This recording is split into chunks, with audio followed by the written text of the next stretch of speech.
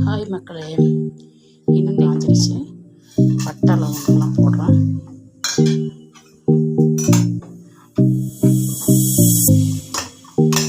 Cut பண்ணி நீரிடாமல் cut பண்ணி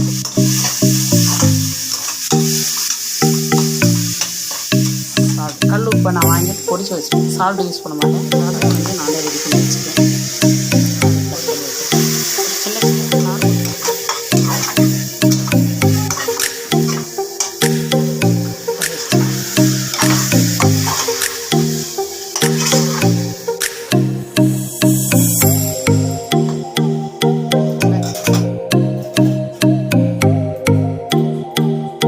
நல்லா கொதிக்கட்டும்.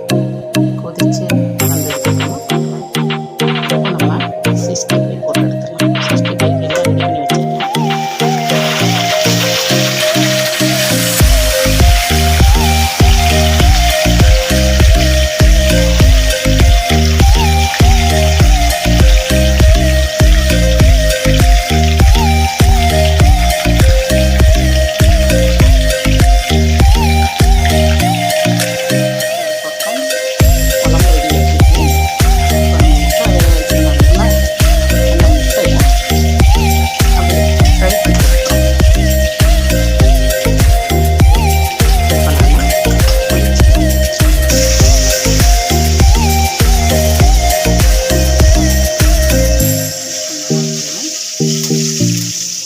அப்போதான் கொஞ்சம் டேஸ்டியாக இருக்கும்.